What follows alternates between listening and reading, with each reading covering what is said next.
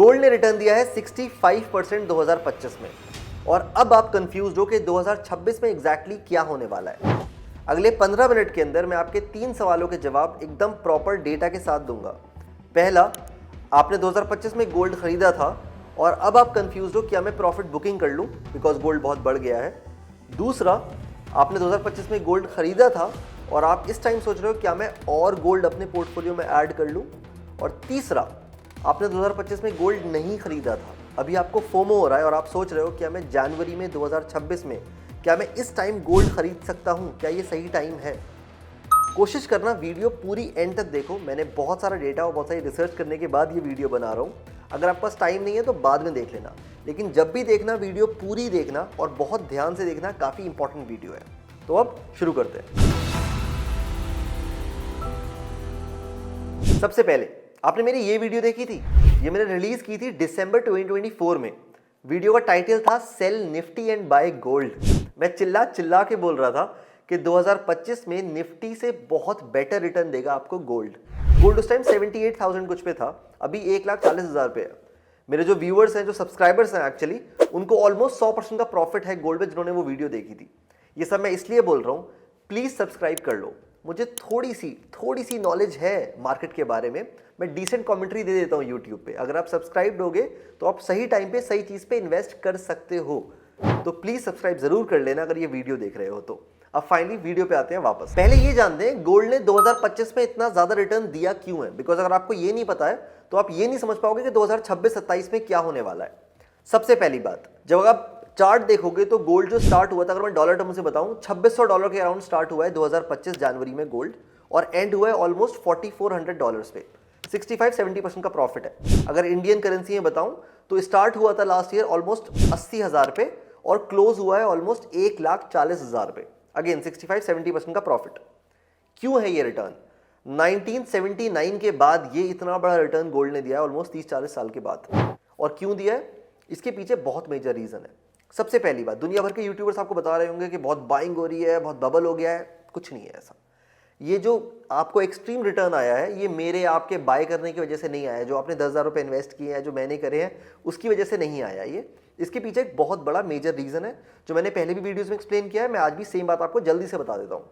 Simple reason है central banks. Central banks across the globe पागलों की तरह पिछले कई सालों से गोल्ड लगातार खरीदे जा रहे हैं। अगर आप JP मॉर्गन का ये आर्टिकल देखोगे, 1,000 टन पिछले 3 साल से लगातार सेंट्रल बैंक्स परचेज कर रही हैं गोल्ड।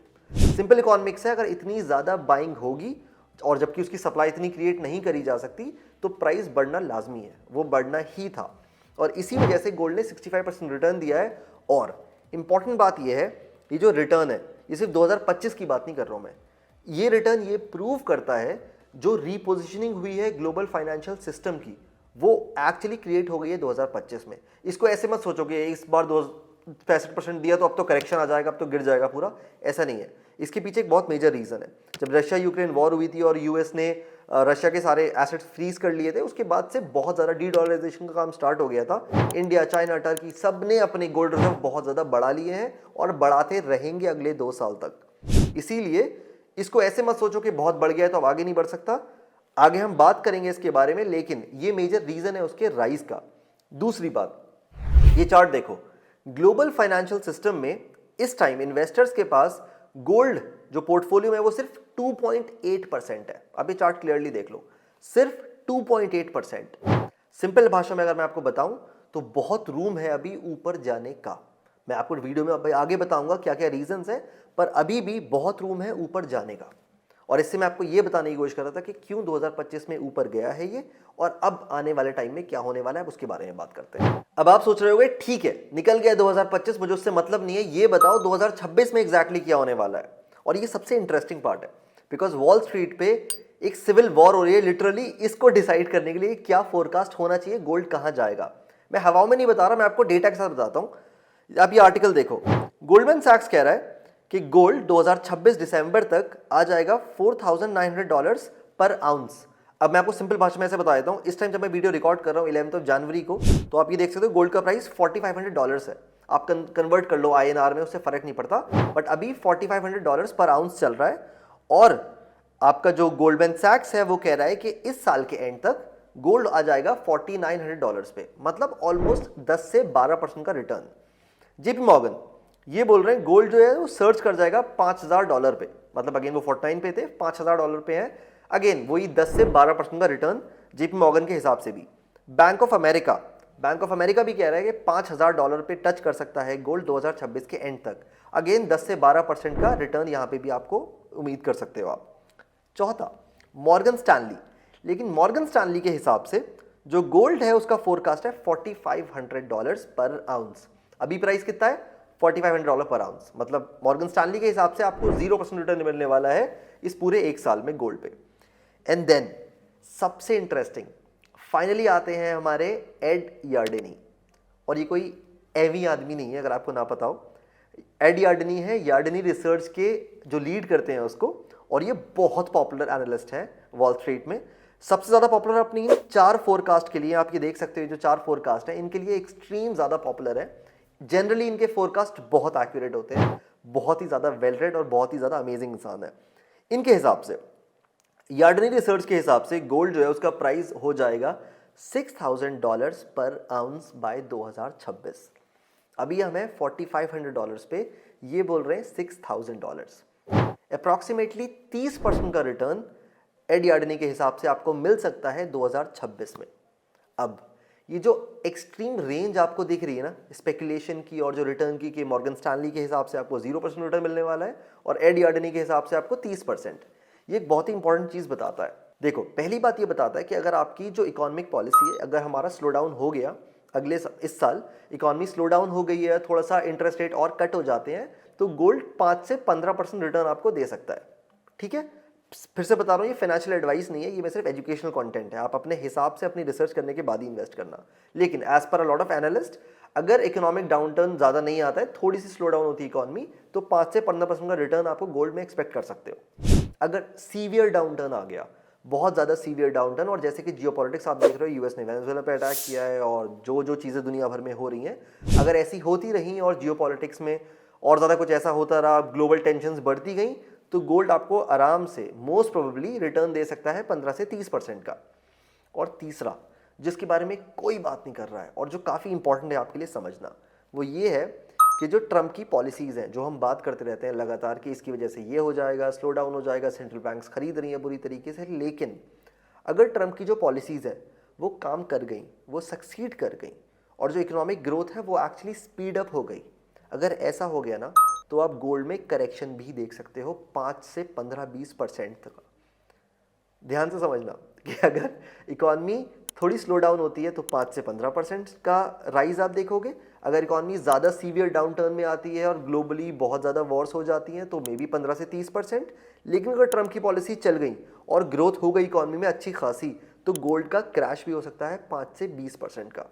इन तीनों चीज़ों को समझ के ही आपको इन्वेस्ट करना है। अब आप सोच रहे हो इससे तो और कंफ्यूज हो गया मैं कि अब करना क्या है, तो यहाँ डेटा आपको और एक इंटरेस्टिंग पिक्चर बताता है जो मैं आपको अब बताता हूँ। अब मैं आपको इसीलिए एक्चुअल मैथ्स का ब्रेकडाउन दे देता हूँ। आप उम्मीद पे मत चलो कि मैं होप करता हूँ इतना प्राइस हो जाए, डिमांड फिजिक्स की बात करते हैं। तो सबसे पहले आपको इस पे जेपी मॉर्गन का आर्टिकल पे लेके चलता हूँ। आप यहाँ पे ये देखो, जेपी मॉर्गन के हिसाब से वो जो प्रोजेक्ट करते हैं 585 टन ऑफ क्वार्टरली डिमांड 2026 में, मतलब हर क्वार्टर गोल्ड की डिमांड अराउंड 585 टन होगी। ठीक है, इसमें से कहां से आता है, अगर इसका ब्रेकडाउन करें हम, 190 टन आता है सेंट्रल बैंक से, 330 टन आता है फिजिकल बार्स एंड कॉइन से, और उसके बाद जो रिमेनिंग 60-70 टन है वो ऑलमोस्ट आता है आपके ईटीएफ के इनफ्लो से जो हम इन्वेस्ट कर रहे होते हैं। अब एक सिंपल रूल ऑफ थंब है, जेपी मॉर्गन ने एक बेसिक एनालिसिस करी जिससे उन्होंने ये निकाला है कि कितनी डिमांड अगर होती है, कितने टन्स की डिमांड होती है गोल्ड की, और उसके बेसिस पे कितना प्राइस उसका ऊपर नीचे जाता है। जो रूल ऑफ थंब है वो सिंपल है, 350 टन तक की डिमांड अगर होती है गोल्ड की तो प्राइस मेंटेन्ड रहते हैं, कोई डिफरेंस नहीं आता। इसके नीचे क्रैश आ सकता है, पर अगर 350 टन की डिमांड है एवरी क्वार्टर तो प्राइस मेंटेन्ड रहते हैं। इसके ऊपर जो रूल है वो सिंपल है, इसके ऊपर हर 100 टन जो एक्स्ट्रा डिमांड है वो 2% क्वार्टर एंड क्वार्टर प्राइस को इंक्रीज कर देती है। ठीक है, अगर 100 टन 350 के ऊपर जितनी बार 100 टन ऊपर जाएगी तो 2% quarter and quarter price rise हो जाएगा गोल्ड का। अब सिंपल वापस इस पे आते हैं, अगर सिंपल मैथ करें, 585 टन मैंने आपको बोला जो है क्वार्टरली डिमांड, इसमें से 350 तो उसके लिए चाहिए प्राइस को मेंटेन करने के लिए, रिमेनिंग कितनी बची 235 टन। Every quarter. ये सरप्लस डिमांड है जो गोल्ड की हर क्वार्टर आने वाली है। अब मैंने आपको रूल क्या बताया था, 350 के बाद जो हर 100 टन एक्स्ट्रा डिमांड होती है वो क्रिएट करती है ऑलमोस्ट 2% का रिटर्न गोल्ड में एवरी क्वार्टर। अगर मैं बहुत कंजर्वेटिव टारगेट भी लूँ और 235 को सिर्फ एक ही बार मान के चलूँ या 1.5 मान के चलूँ, तो भी आप ये देखो 4 क्वार्टर में अगर ये होने वाला है तो एटलीस्ट 10%, दो तो रिमेनिंग मिनिमम ही है हर 100 टन पे, और मैं बस 2% और ऐड करूं तो सबसे कंजर्वेटिव टारगेट भी अगर इनका लूं मैं तो 10% है। 10% का रिटर्न तो बहुत इजीली इस डिमांड से आने वाला है। लेकिन इससे भी इंटरेस्टिंग बात है, ये तो सिर्फ डिमांड से 10% की ग्रोथ हो सकती है, लेकिन सप्लाई साइड ऑफ इक्वेशन में क्या चल रहा है वहां और इंटरेस्टिंग चल रहा है, वो पूरी ब्रोकन है। कैसे, आपको इस आर्टिकल पे दिखाता हूं। जो माइन की सप्लाई है वो सिर्फ 0.3% है पर ईयर 2018 के बाद से, सिर्फ 0.3%। गोल्ड माइन की बात कर रहा हूं। उसके बाद यूएस में कोई नई गोल्ड माइन नहीं आई है 2002 के बाद। मॉर्गन स्टैनली का आर्टिकल है, आप देख सकते हो। 2002 के बाद कोई भी नई गोल्ड माइन नहीं। दुनिया भर की एनवायरमेंटल रेगुलेशंस हैं, सोशल रेगुलेशंस हैं, एनवायरमेंटल इंपैक्ट आ गया है। तो बेसिकली डिमांड आपकी बढ़ती जा रही है, सप्लाई वाली साइड ब्रोकन है, एकदम ब्रोकन है। तो बेसिकली 3 फैक्टर्स आप समझो यहाँ पे। सबसे पहली बात है, डिमांड जो है वो लगातार ऊपर जाती जा रही है। दूसरा पार्ट, सप्लाई जो है वो कहीं से भी आप मैसिवली क्रिएट नहीं कर पाओगे ज़्यादा। सिल्वर के केस में भी ये सिचुएशन है, गोल्ड में भी है, आप ज़्यादा सप्लाई नहीं बढ़ा सकते एकदम से। और तीसरा, सेंट्रल बैंक पागलों की तरह बुरी तरीके से खरीदे जा रहे हैं गोल्ड। 2025 में भी, 2024 में भी और 2026 में भी यही होने वाला है। और अगर जो टेंशन्स चल रही हैं सारी कंट्रीज़ के बीच में इस टाइम, अगर ये चलती रही तो और ज़्यादा मैसिवली बाइंग होने वाली है। इसका मतलब आप समझ सकते हो इसका मतलब मैं क्या बताने की कोशिश कर रहा हूँ आपको। अगर ये बेसिक इकोनॉमिक्स है, इकोनॉमिक्स 101, अगर डिमांड सप्लाई ऐसे चल रही होती है तो जो भी प्राइस होते हैं किसी भी कमोडिटी के, एसेट के, वो शूट अप कर जाते हैं। अब इस स्टोरी में एक छोटी सी डार्क साइड भी है, और मुझे क्यों पता है, बिकॉज मेरा कॉमेंट सेक्शन एकदम भर चुका है हजारों सवालों से कि क्या सर गोल्ड बबल बन चुका है, क्या हम डिप का वेट करें उसके बाद इन्वेस्ट कर लें। तो मैं आपको अपना ऑनेस्ट टेक बता देता हूँ। देखो, सबसे पहली चीज, जो गोल्ड का मंथली आरएसआई है वो सबसे ज्यादा ओवरबॉट जोन में है 1980 के बाद से, सबसे ज्यादा ओवरबॉट जोन में। अगर आप दिसंबर की बात करोगे, सिर्फ दिसंबर में सिंगल डे 4% का ड्रॉप आ गया था बिकॉज लोग प्रॉफिट बुकिंग कर रहे थे। अगर मैं ईटीएफ्स की बात करूं तो जो गोल्ड के ईटीएफ्स हैं वो सर्ज हो गए, 26.8% उनकी होल्डिंग्स बढ़ गई 2025 में। ये 5% का जंप है एकदम से पिछले साल में। पॉइंट मेरा ये है, अगर सब लोग कूद चुके हैं गोल्ड की इन्वेस्टिंग में पिछले 2-3 साल में, तो बचा कौन है और ज़्यादा इन्वेस्ट करने के लिए। अगर बहुत कम बायर्स बचे हैं इन्वेस्ट करने के लिए तो ऑब्वियसली प्राइस उतनी ज़्यादा स्पीड से नहीं बढ़ेंगे। और दूसरी बात जिसके बारे में कोई नहीं कर रहा है, लिटरली कोई नहीं कर रहा है, पर आपको डेफिनेटली पता होनी चाहिए, वो है पॉलिसी सक्सेस। जो हम ये गोल्ड की स्पेकुलेशन कर रहे हैं ना कि गोल्ड इतना बढ़ेगा उतना बढ़ेगा, इसलिए सब इसलिए हो रहा है बिकॉज सब मान के चल रहे हैं कि इन्फ्लेशन बहुत बढ़ने वाला है, इकोनॉमी टर्न डाउन होने वाली है, स्लो डाउन होने वाली है, एक डाउन टर्न आने वाला है, और सिर्फ इसी केस में गोल्ड बढ़ता है।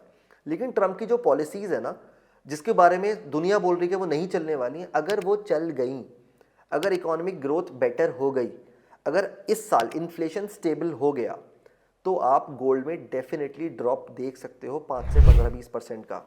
ये आ सकता है, लेकिन ये सिर्फ उस पर डिपेंडेंट है। दो अलग सिचुएशन है, अगर इकोनॉमी ज़्यादा अच्छी नहीं जाती है तो गोल्ड आपका बढ़ेगा, लेकिन अगर इकोनॉमिक पॉलिसीज चल गई, इन्फ्लेशन कंट्रोल्ड रहेगी, तो आपका गोल्ड थोड़ा सा करेक्ट भी हो सकता है। ये दोनों चीज़ें मैं आपको इसलिए बता रहा हूँ, आपको डराने की कोशिश नहीं कर रहा हूँ, मैं सिर्फ आपको समझाने की कोशिश कर रहा हूँ कि आपको दोनों सिनेरियो पता होने चाहिए। अब एक अच्छे इन्वेस्टर की तरह आप ये सोचो, अगर आपको दोनों सिनेरियोस पता है तो आपकी स्ट्रैटेजी क्या होनी चाहिए, और अब मैं आपको वो बताता हूं कि दोनों सिनेरियो के साथ आपकी स्ट्रैटेजी क्या होनी चाहिए। तो अब अगर गोल्ड ऊपर भी जा सकता है, नीचे भी जा सकता है, और मुझे दोनों के लिए रेडी होना है, तो मुझे एग्जैक्टली करना क्या चाहिए, और मैं आपको एक्सप्लेन करता हूं। याद है मैंने वीडियो की स्टार्टिंग में आपको बताया था कि गोल्ड अब टोटल फाइनेंशियल एसेट्स के 2.8% के बराबर आ चुका है, ठीक है, इन्वेस्टर्स के पोर्टफोलियो में। ये बहुत कम है, यहां से बहुत रूम है ऊपर जाने का। और इसके साथ साथ मान लेते हैं 2026 में because of profit booking, because of any other reason gold 10-15% crash भी कर जाता है, उसके बाद भी जो लॉन्ग टर्म ट्रेंड है ना वो ऊपर ही जा रहा है, बिकॉज स्ट्रक्चरल डिमांड क्रिएट हो गई है, और स्ट्रक्चरली ये जो है ये ट्रेंड इसका ऊपर ही जा रहा है। क्यों जा रहा है? 4 मेजर रीजन हैं इसकी वजह से। डी डॉलराइजेशन, वो जो है वो ट्रेंड और पिकअप करता ही रहेगा अगले कुछ सालों में। मेरे हिसाब से तो अगले डेफिनेटली कुछ सालों में ये बढ़ते जाने वाला है, और अगर ये होगा तो गोल्ड के लिए ये एक अच्छा फैक्टर है बढ़ना, ठीक है। तो 2026 मत सोचो, सिर्फ आप 1 साल के लिए इन्वेस्ट तो कर नहीं रहे होगे, लॉन्ग टर्म के लिए इन्वेस्ट कर रहे हो। बिकॉज ऑफ एनी रीजन अगर यहाँ पे थोड़ा बहुत क्रैश आ भी गया तो लॉन्ग टर्म ट्रेंड कहाँ जा रहा है ये जानना बहुत जरूरी है आपके लिए। 2030 तक की बात करते हैं। तो पहला डी डॉलराइजेशन ये एक्सलरेट हो रहा है, इसकी वजह से गोल्ड का प्राइस ऊपर जाता रहेगा। दूसरा जो डेट लेवल है वो लिटरली एक्सप्लोड कर रहे हैं।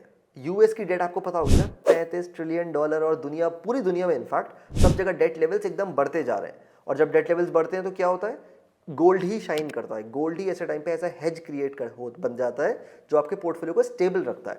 तीसरी बात, जियोपॉलिटिकल टेंशंस आपको लगता है कहीं जाने वाली है? इनफैक्ट 2026 शुरू होते ही बढ़ गई है, सारी कंट्रीज के बीच में बढ़ गई है। यूएस, वेनेजुएला, क्यूबा, मैक्सिको, अब ग्रीनलैंड, ईरान, इजराइल, सब जगह पता नहीं कहाँ कहाँ, हर जगह।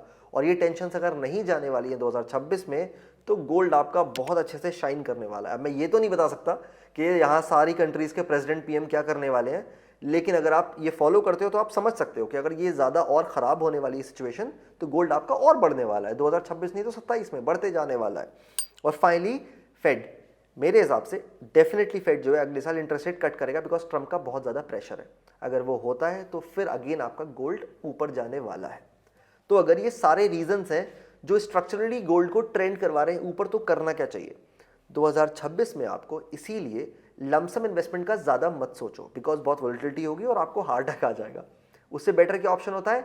एसआईपी का नाम सुना है ना, रुपी cost averaging, dollar cost averaging, ये बेस्ट ऑप्शन होता है ऐसी मार्केट में जो बहुत वोलेटाइल है, जिसमें समझ नहीं आ रहा है क्या होने वाला है। डेफिनेटली मेरे हिसाब से, मैं अगर अपनी बात करूं, मैं डेफिनेटली पूरे साल गोल्ड में इन्वेस्ट करने वाला हूं, हर महीने। मैं एकदम से किसी महीने बहुत ज़्यादा पैसे डालने वाला नहीं हूं, पर मैं डरने वाला भी नहीं हूं इस बात से कि गोल्ड बहुत ऊपर आ गया और अब मैं इन्वेस्ट नहीं कर सकता। लिटरली हर महीने मैं एसआईपी करूंगा गोल्ड में, अगले 12 महीने तक हर महीने इन्वेस्ट करूंगा, बिकॉज मुझे नहीं पता गोल्ड कब ऊपर नीचे जाने वाला है, बिकॉज बीच में प्रॉफिट बुकिंग भी आएगी, कुछ और भी होगा। अच्छा, एक स्मार्ट इन्वेस्टर के हिसाब से अगर आप रुपी कॉस्ट एवरेजिंग करते हो तो वो आपको ज़्यादा अच्छा और बेटर रिटर्न दे देता है, बिकॉज आपका प्राइस एवरेज आउट हो जाता है। अगेन ये फाइनेंशियल एडवाइस नहीं है, ये मेरा पर्सनल ओपिनियन है। अपने जो भी रजिस्टर्ड एडवाइजर है उससे ज़रूर बात कर लेना या अपनी रिसर्च कर लेना ये इन्वेस्ट करने से पहले। मैं आपको इन्वेस्ट करने की एडवाइस नहीं दे रहा हूँ, मैं बस ये बता रहा हूँ कि मैं क्या कर रहा हूँ। तो आइए अब ये भी बात कर लेते हैं इन्वेस्ट कैसे करना है और एग्जैक्टली कहाँ पे इन्वेस्ट करना है। देखो, फिजिकल गोल्ड के पीछे मत भागना। कैसे इन्वेस्ट करना है, मैं जनरली रुपीजी के थ्रू करता हूँ। तो ये है रुपीजी की ऐप, इसमें जाऊँगा एक्सप्लोर सेक्शन में, या मैंने टाइप किया गोल्ड फंड, और अगर मैं सर्च करूँगा तो ये सारे गोल्ड फंड मेरे सामने आ गए। SBI gold fund, Aditya Birla Sun Life gold fund, Axis gold fund. इन सारे फंड्स पे आप देख सकते हो कि रुपीजी आपको रेट भी कर देता है, उस फंड की क्या रेटिंग है रुपीजी के हिसाब से। बहुत सारे पैरामीटर्स होते हैं इसके पीछे, और ये बेसिकली मुझे ज़्यादा कॉन्फिडेंस दे देते हैं इन्वेस्ट करने के लिए। अब अगर मैं ये देख सकता हूँ साइड में, आपको ये भी दिख रहा होगा रिटर्न, ऑलमोस्ट सारे गोल्ड फंड्स का सिमिलर रिटर्न है, 32% का रिटर्न जो ये साइड में दिखा रहा है। अब मान लो मैं एसबीआई गोल्ड फंड पे क्लिक करता हूँ तो यहाँ मैं क्लियरली देख सकता हूँ इसका कैगर 3 साल का, विच इज़ 32.95। फिर मैं अगर नीचे आता हूँ तो मुझे उसकी करंट एनईवी दिख रहा है। एक्सपेंस रेशो आप ज़रूर ध्यान से देख लेना, 0.35 का एक्सपेंस रेशो है। उसके बाद आप नीचे देख लो, मिनिमम एसआईपी 500 की है, मिनिमम इन्वेस्टमेंट 5000 का है। और उसके बाद हम नीचे आते हैं, फंड का साइज 10,000 करोड़ है, एग्जिट रोड लिख के आ रहा है, 1% है अगर आप 15 दिन में रिडीम करते हो, नील है अगर आप उसकी बात करते हो, 4 स्टार है रुपीजी पे। इसका आप अल्फा बीटा शार्प रेशो भी देख सकते हो। सिंपली अगर मुझे इसमें इन्वेस्ट करना है तो मैं एसआईपी पे क्लिक करूंगा या वन टाइम पे क्लिक करूंगा। जनरली मैं बोल रहा हूँ इस टाइम 2026 में आपको एसआईपी करनी चाहिए, वो बेटर ऑप्शन है। अगर मैं एसआईपी पे जाता हूँ, यहाँ मुझे एसआईपी अमाउंट फिक्स करना है, लेट्स से मैंने 5000 फिक्स कर दिया, मंथली चूज़ किया, एसआईपी की डेट चूज़ करी, परसेंटेज चूज़ करी जो मुझे स्टेप अप करनी है हर साल। फाइनली इन्वेस्ट का बटन दबाया and I am done. Simple. In simple से स्टेप से आपका पूरा इन्वेस्टमेंट हो जाएगा। ईटीएफ्स में या म्यूचुअल फंड्स में इन्वेस्ट करना बहुत ईजी इसलिए होता है बिकॉज आप 1-2 सेकंड में बाय कर सकते हो, 1-2 सेकंड में सेल कर सकते हो, इसीलिए मेरा गो टू राउट ये। अब एक चीज़ ध्यान रखना कि जो आपका गोल्ड की एलोकेशन है वो 5 से 10% ही होनी चाहिए पूरे पोर्टफोलियो की। अगर आपका पोर्टफोलियो में वो 15-20% हो जाती है, उसको ट्रिम डाउन कर दो, वापस 10% पे ले आओ। अगर आप 10% पे ऑलरेडी हो और एकदम से मार्केट थोड़ी सी क्रैश करती है तो फोमो में या डर के मारे बेच मत देना, पैनिक सेलिंग में वो मत कर देना। जब भी बुल रन होता है मार्केट में, बीच बीच में ऐसे क्रैशेस आते हैं, कोई टेंशन लेने वाली बात नहीं है। अगर आप 10% पे हो तो आराम से सुकून से उसको लेके बैठे रहो, मत करना पैनिक सेलिंग।